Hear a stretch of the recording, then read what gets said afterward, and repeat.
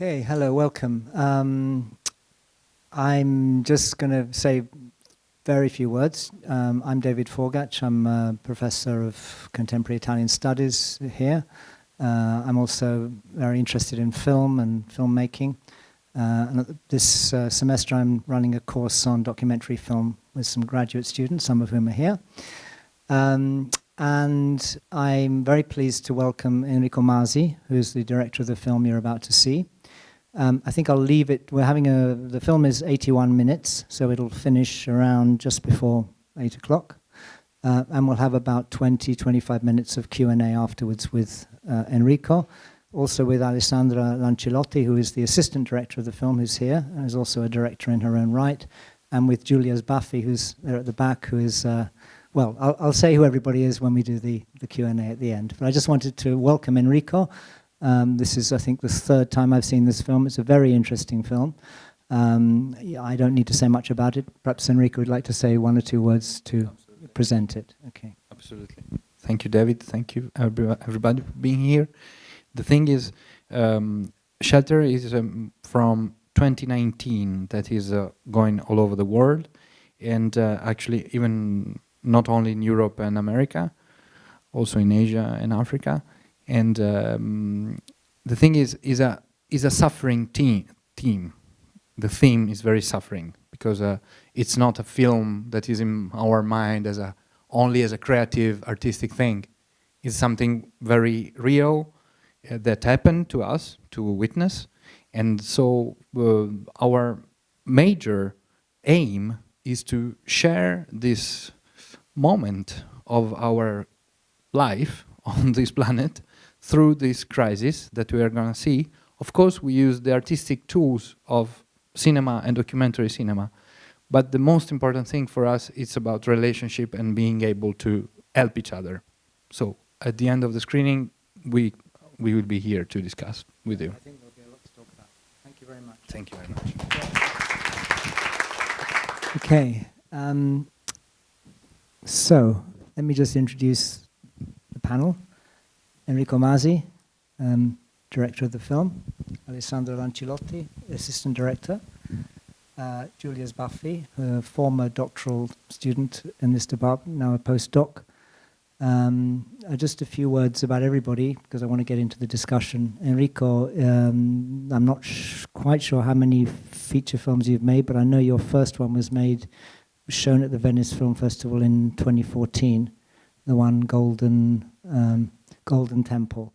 So he's made two films about Olympic Games, but not about the Olympic Games, about the urban problems around staging an Olympics, first in London and then in Brazil. This, I think, was his third feature, this one. And Alessandra, as well as working on this film as an assistant director, has directed her own films and co-directed with Enrico and has just released a new film. So anyway, we have two filmmakers here. Giulia Sbaffi, if I can just say a little word about Giulia and why she's here, did her doctoral research on the political organizing of sex workers in Italy in the 1980s. Part of her research was field work in the San Berillo neighborhood of Catania, where she worked particularly with trans sex workers, and has a kind of an interest in the whole question of trans rights and trans issues. So I invited her to be part of this discussion. I would like to start with Enrico. I've seen this film several times. It's made a strong impact on me every time, but it's in some ways a challenging film. There are bits one doesn't quite see what's going on. Pepsi is an extraordinarily strong character. She's opinionated. I mean, she's strong in the sense that she's determined, she's made this journey, but she's got her strong opinions. And in the last part of the film, she starts talking about sort of Filipino nationalism. In fact, the subtitle of the film, it took me a while to understand this, Shelter, Escape from Eden, the Escape from Eden is a quotation from a poem by Jose Rizal, the Filipino nationalist who was shot by firing squad by the Spanish colonial government in 1890s, I'm not sure the exact date, and he wrote this poem that's quoted at the end of the film where he says, farewell to Eden, as he's about to die, he salutes the beauty of his country. And of course, this connects with Pepsi's own story. She left that Eden but she left as having been conscripted into this army, and left and then made this long personal journey. So, just to maybe start with Enrico, I'm curious if I can go straight into how the film works. The film is really a long narration by Pepsi. Right? There's an audio interview with her, which presumably took place over quite a long time. I'm not sure how you stitched it together. And one of the striking things about the film is that her audio narration is not matched up with images. You don't do a literal matching. Some of these images go far away from what she's speaking about. You see landscapes of Sardinia under the snow. So this choice to make a film that isn't a kind of literal visual rendering of what she's talking about. Can you maybe talk a little bit about that choice and why you made that choice? Thank you, David. Yes, this is the third feature, and along many other projects, also radio projects, radio broadcasts. There is also one radio broadcast about this issue, because the issue is also about the border between Italy and France, a very specific border which is quite famous because it's the border between Monaco, Monte Carlo, and Ventimiglia, Nice. So I'm sure everybody is quite aware of the beauty of this place, and along, beside the beauty of this place, there is the terror of death, because this border was actually quite dangerous, and is still very dangerous, not only because of the geography of it, but because of the law, European law, that was and is actually on that spot, very central, talking about the fortress Europe and the difference between Italy and France, which are quite central in the debate. So this is the why. This is the answer to your question, because actually the controversy between the path of this flow of people is so huge. The problem of these people that are moving in the planet, because I see the planet as a whole, and the laws is so far, these two issues are so far, that I use the sound of Pepsi, the texts of Pepsi in one way, and the images in another way.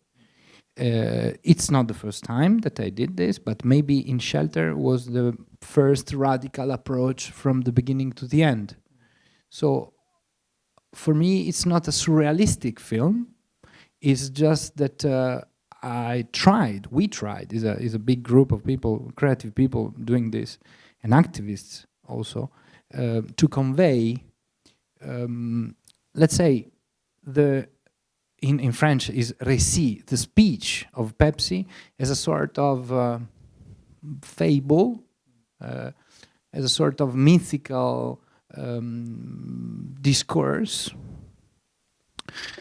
in this third landscape of this European Union, which is not anymore under the laws of rights, and a country of under the rights, but is a geography lost within.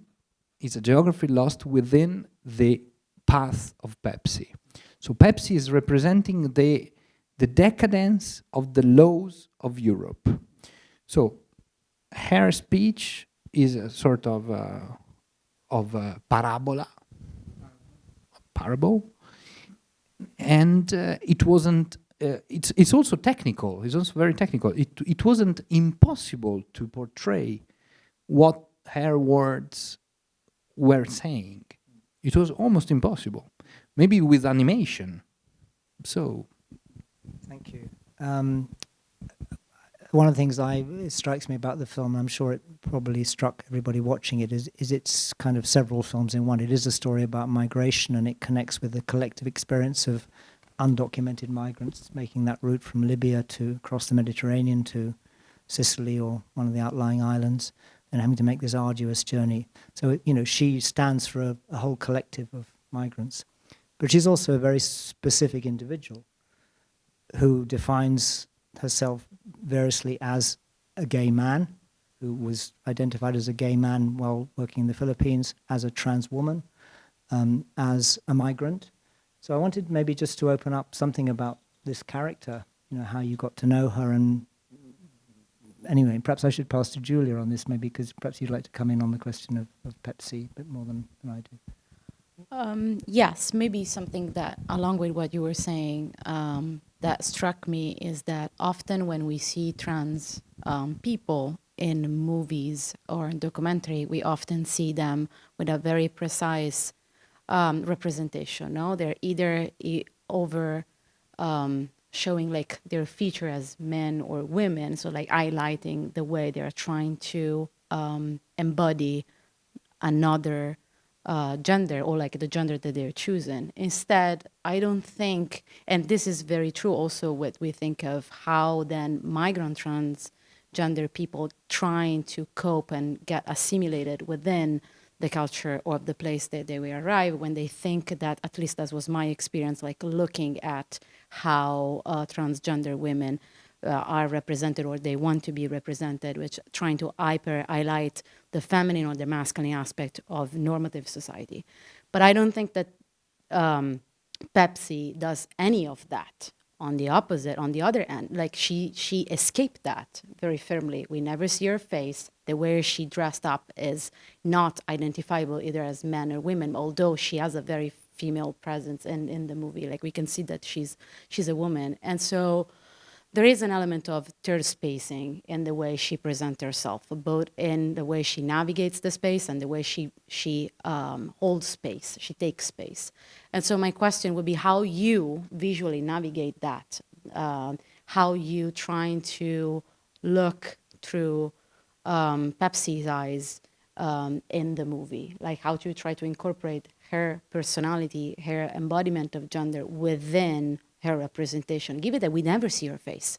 So it's not just a character that you follow. We barely see her, and yet she's very present the way you choose to, show buildings, spaces in general, people around her. So I want to see how her identity affected the way your gaze.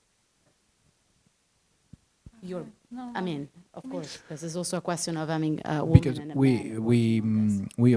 we were living together at the time of the film, and in Bologna, and where actually Pepsi passed through, because she arrived in Sicily, then Salerno for some documents, and then in between Bologna and Modena, which is in the northern part of Italy, not far from Florence, not far from Milan, the very center of the north.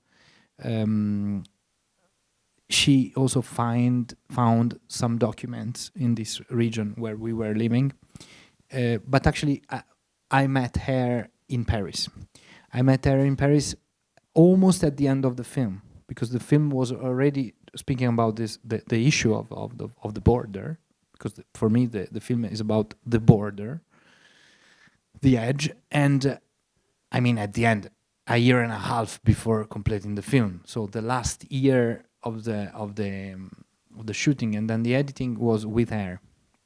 We felt in love with each other. Is something which I think it's quite cinematic in a way. It's very difficult to describe. When you got into a person, a human being that is embodying the thing that you are researching as an artist, as an author, as a filmmaker, as a poet, as a writer, as a theater person, when you get into this real effort, something happens. I think this is very like objective. Is in a way is objective, it's not subjective. I'm saying something very strong. It was even for her, because she asked, "Can I come to your house?" And I always tell this anecdote, or maybe I did it already. She asked for a shower, saying, "Then I will tell you my story." if I can have a shower in your place, I will tell you my story. So for me, it wasn't even the matter to tell the story. If you ask for a shower, no problem. If you know, but she said, I make a shower in your place, and I will tell you my story. And we said this. Deal, yeah. That's the deal. And she did it. She had this shower in this renting room that we had in the north of Paris, and at the end we were like on the floor together, and she made a 2 hours speech. For me, was very, very hard to stay there and listen to this. There are some passages in the film which are about the rape that are harsh somehow to listen. So, but it was her decision. Now I'm saying this, it seems that it's very clear, that it's very easy, but actually it started from her vision, asking to be represented. So it's really the opposite. And actually I feel honored that she, in a way, she gave me the role of the storyteller. Mm-hmm. I tried to tell her, please come in the film, in the editing. Let's do something together. Let's make some decision together. And she replied, no, it's your film. It's the film. I told you the story. You have the story. I know it sounds very easy, but this is the experience and then many other things. This was the first day. Yeah, if I can add something, most of the voiceover was from this first session, so this is quite important, and I think this film is about is a research of places where you can find shelter. So it's not just my point of view because I'm an architect, but we were studying a lot urban planning and this very important book in Europe, Manifesto del Terzo Paesaggio by Gilles Clément. So the translation could be Third Landscape Manifesto, maybe. It talks about these the places in urban planning that are hidden, forbidden, and where there are no rules and where migrants go. So where they find shelter. So we, at the beginning of the research, we were looking for this kind of places. It was about architecture, about the very small details in cities that have no rules and no aims, because you know, in urban planning, everything has to have a role, also a speculation aim, but there are some details that are lost. So we found at the beginning, we found these places, and then we found people who were living there. So we found many people at the beginning. This was a chorale, un film chorale, a choral film. And then when we met Pepsi, we recognized that Pepsi could tell the story of everybody there. I think because we have limited time, I'd like to actually open up to questions now and discussion from the audience. I can see somebody at the back. I'm afraid I can't see you with your hand up.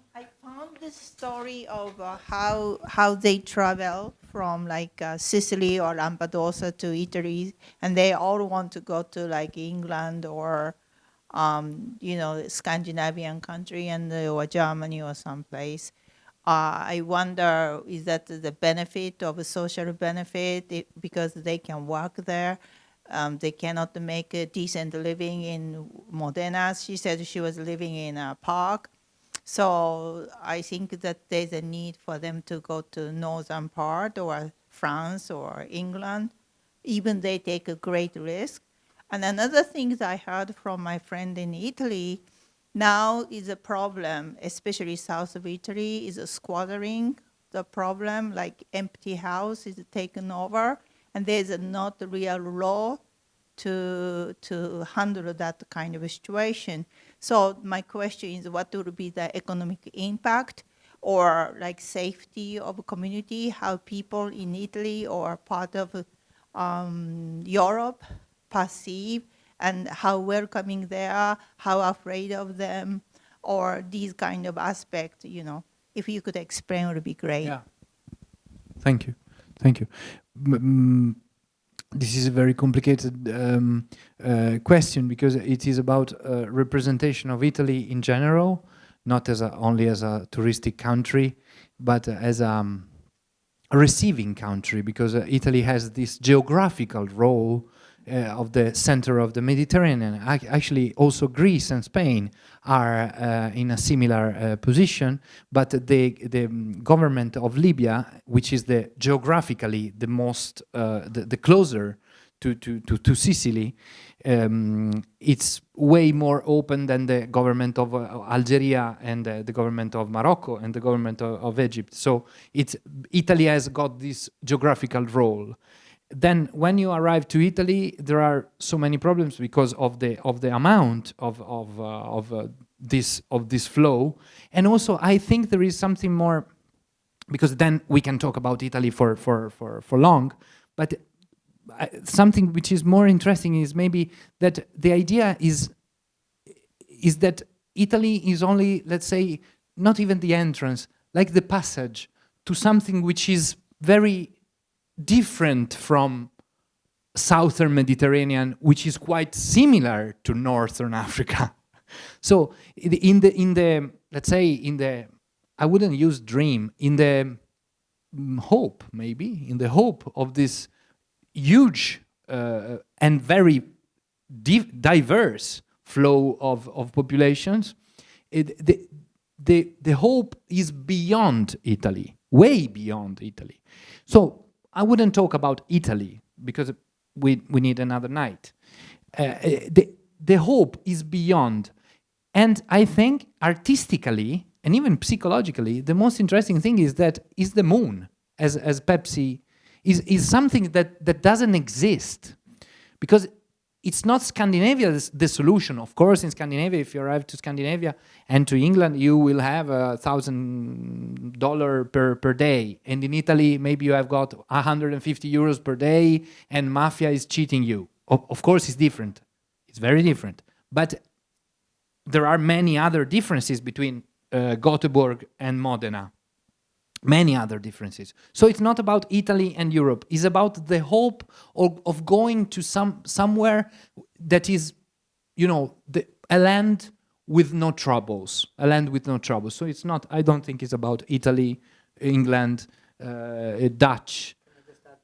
I mean, it's also a changing situation because Sweden, or generally the Scandinavian countries, were perceived by migrants as being more hospitable, because they're more progressive and social democratic. And of course, that's shifted now with all these countries have moved to the right.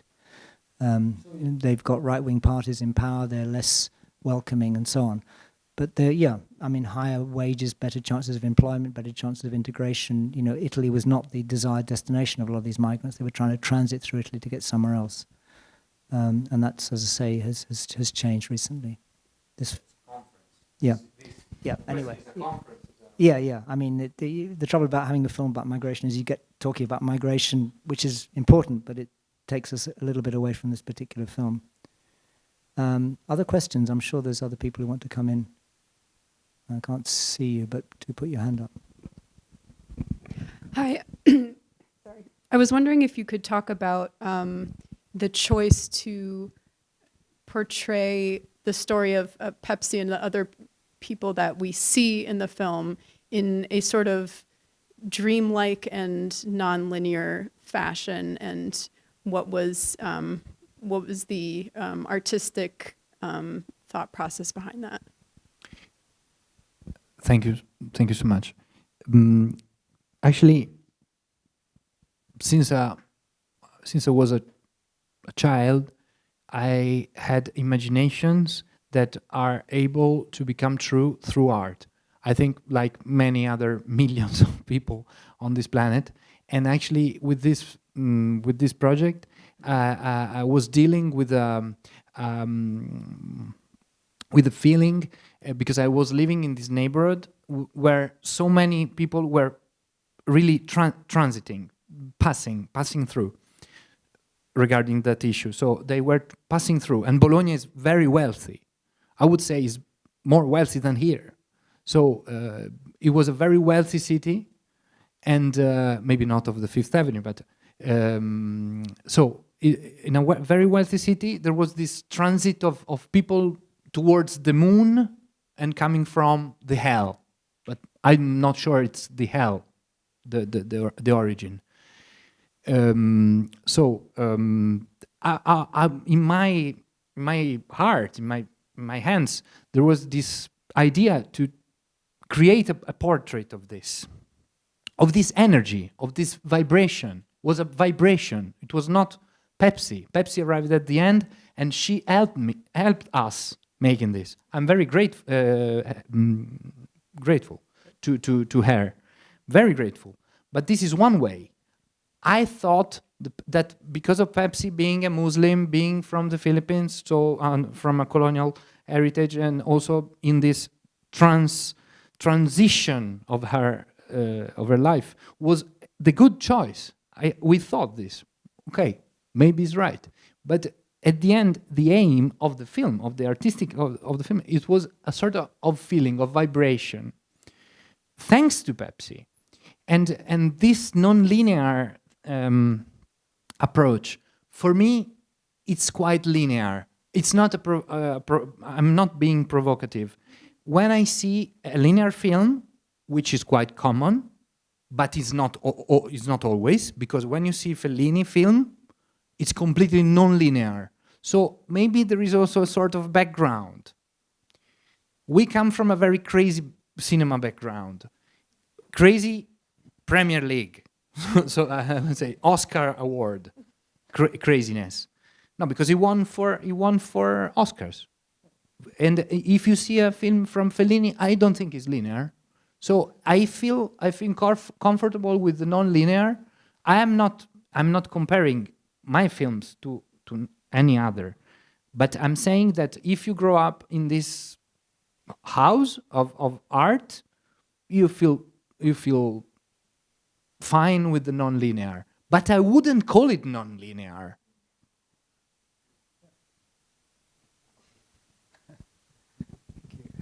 Questions?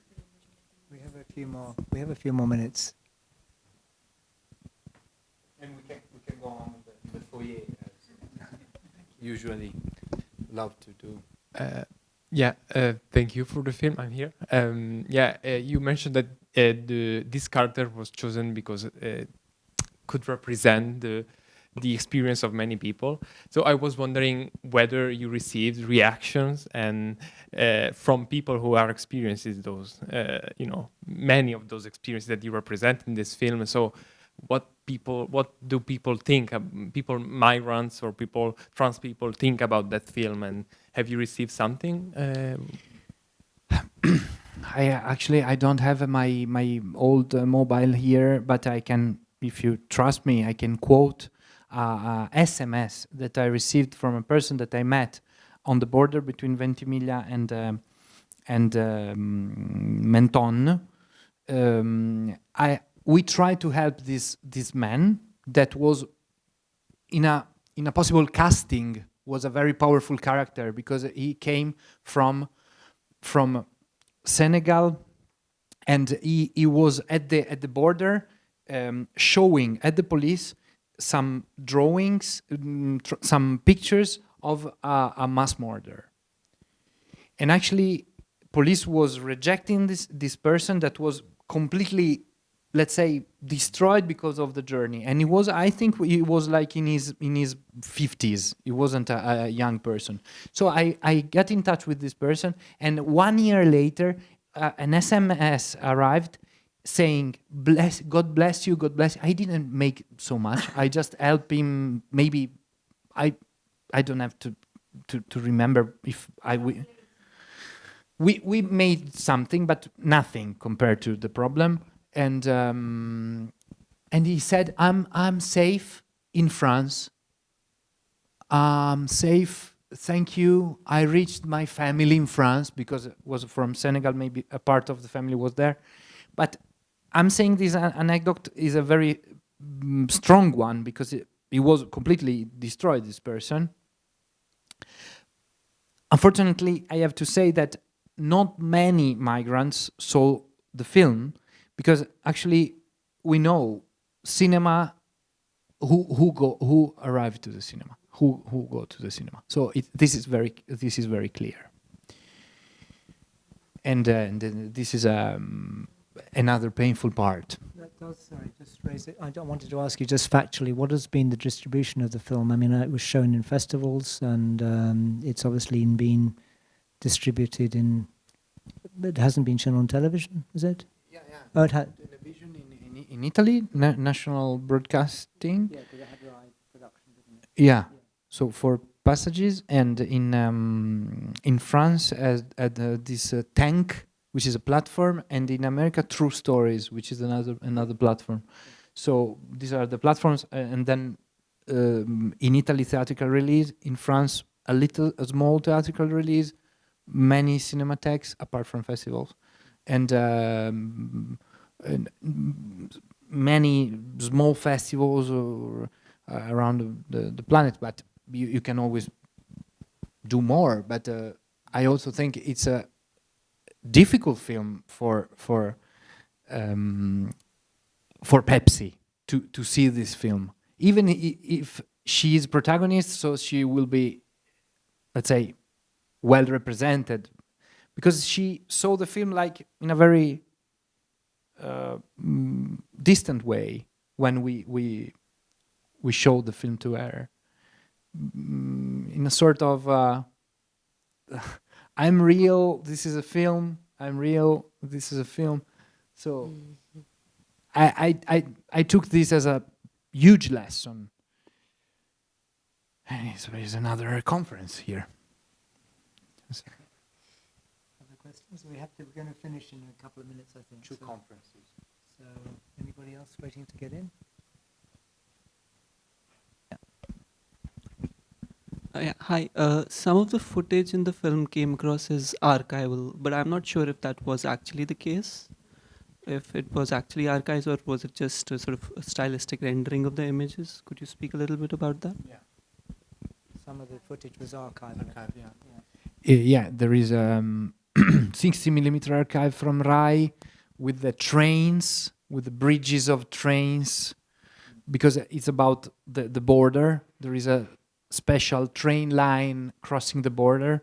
Is a crazy line because it goes into France and then end in Italy. From Cuneo to Ventimiglia, the line enter in France and then come back to Italy. And this is a line for the migrant people, for all the people, because also for contrabbandieri, for smugglers. So it's a very interesting line because it makes this. So this is a RAI National Broadcasting archive. Then also. I didn't really place it. It's a carnival. It's and then the carnival. On 8mm. Yeah. It's from the 60s. 50s is yeah. Then there is this fondo archivistico. Yeah, archive. An archive. Fondo. Yeah. This collection, let's say, from Torino, which is called Super Ottimisti, which is collecting home movies memories. And we did in-depth research in this, and this is quite important for the film because we tried to build a fake identity for Pepsi. So when you see this lady dancing, is the memory of someone that we absolutely don't know. And this is completely, yeah. But this is also not philological, non-linear, but it gives you, the idea it's to give you a sort of vibration. Of course, it's my interpretation. I take the responsibility. There is long research into the archives and various collections. Yeah, I mean, I could say I think one of the challenges of the film, I'm not saying this as a criticism, but one of the things that makes it is demanding on the viewer is that you do mix these different bits of footage. The kind of reference is not clear always. For instance, I'm thinking particularly of the scenes with the bull in Sardinia, because she doesn't go to Sardinia. Is that right? Pepsi, no. No, so you shoot part of the film, the scenes in the snow in that street, the music at the end.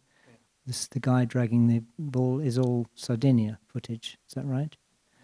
Yeah. But it has a symbolic reference. It's not literally about her journey. It's something that you've put in as a symbolic dimension in the film. Yeah. Perhaps you could just say a word about that, because I think it's very distinctive about your approach as a filmmaker, that you don't want simply to tell a literal journey. You want to add these elements of symbolism and, perhaps you can say something about that. We can end on that, I think. Yeah. Actually, we had this very long discussion during the last part of the editing, which was very long, that Alessandro especially was very keen on having caption, a text at the beginning with the story of the bull, which is Jupiter, actually, in the mythology, which is stealing a girl from the sand of Palestine, of Tiro and Sidone, from the shore, stealing this girl and then raping this girl, and the result of the rape is Europe. So the girl name was Europe. So this is mythology. I'm absolutely aware that this symbol is not clear, is not given. Absolutely, I'm not supposing that the audience can understand this. And so we had this argument during the editing of putting the text or not to give this to as a clear element to read the film, which is quite strong, I think, because there is this bull taking a girl, raping the girl, and the result is creating a continent. So this is how our mythology is giving birth also to our representation in Europe and then here, so in the Western civilization. So at the end, I'm a bit sad that we didn't put this text, but I'm saying this also as a criticism because also the film, it's about me, but it's not only about me. So maybe I'm wrong in being sad. I mean, if I can just say, I think what makes it not a problem is it's such a strong story. I mean, people say, what's this bull doing in here? Why are we in Sardinia? But I think the story is so strong that for me it's not a problem. But I can see that the decision, do I give an explanation to the audience or don't I, is a real dilemma for a filmmaker. I think we're going to have to end it. I feel slightly bad that we've underused Alessandra here. Apologies, Alessandra. Do you want to say something maybe in conclusion, or are you happy to leave it to the man to speak? Maybe we can make another version with the caption at the beginning with this myth. Perhaps, yeah. We should do it. I mean, the thing I like is the farewell to Eden. I think I misquoted it as escape from Eden. Anyway, the farewell to Eden coming at the end is very powerful, I think, seeing that Jose Rizal quotation, because she's, at the end of it, she's also a Filipino nationalist. She's angry that the Chinese want to possess this underground territory. What's that got to do with what she's... Well, because she's coming out as being ultimately strongly Filipino. Yeah. Anyway, thank you, Enrico. Thank you very much for the film. Thank you, Alessandra, for being here. Thank you for seeing us. And